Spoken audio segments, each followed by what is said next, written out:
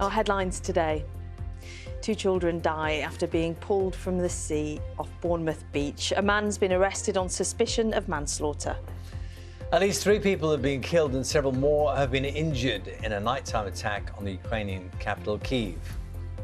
A deadline looms for the government to release Boris Johnson's unredacted WhatsApp messages to the COVID-19 public inquiry. Good morning. Struggling with the cost of COVID, a debt charity warns many small businesses are facing difficulties paying back emergency loans taken out to get them through the pandemic. I'll look at what's being done to help them. Good morning. Jose Mourinho loses a European final for the first time as Sevilla beat Roma on penalties to win the Europa League, leaving Mourinho to toss his runners-up medal into the crowd. An initiative to tackle racism in policing in England and Wales is itself facing allegations of racism from some of the ethnic minority staff involved. The Police Race Action Plan was launched after African-American George Floyd was murdered in the U.S. in 2020. And U.K. rail passengers face more disruptions at the start of the series of strikes. Members of the train drivers union, ASLEF, walked off the job on Wednesday. I'll leave you with pictures here as we say goodbye. ITV has announced it has asked a barrister to lead an external review of the facts following Philip Schofield's departure from their flagship show this morning. The presenter parted company with the broadcaster after revealing he had lied about a relationship with a much younger colleague.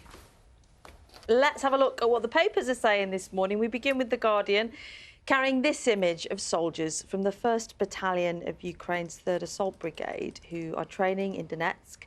The paper says they defended the town of Bakhmut for 5 months before it was seized by Russia. They're now preparing, it says, a counter-offensive.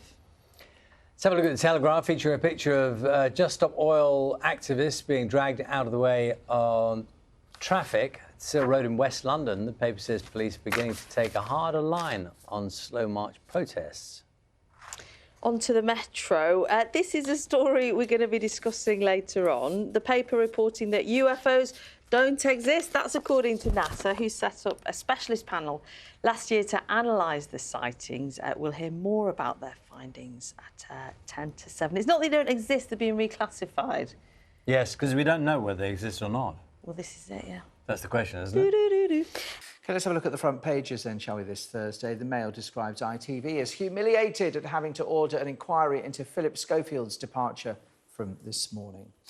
That story and allegations of a cover-up also lead the Mirror today. The Eye looks at the cost of Labour's £20 billion raft of policy proposals, reporting they'll cost the equivalent of a 3p rise in income tax. The Telegraph says Tory MPs are telling Rishi Sunak to scrap what they call unfair inheritance tax rules. The Metro focuses on former Russian President Dmitry Medvedev, describing British politicians as legitimate targets. The Times says Rishi Sunak will push Turkey and Bulgaria for more help in tackling illegal migration. The Express reveals what it calls an eco-mob plot to disrupt the running of the Derby. The Guardian hears from Vice-Chancellors of several UK universities who believe the higher education funding model is broken.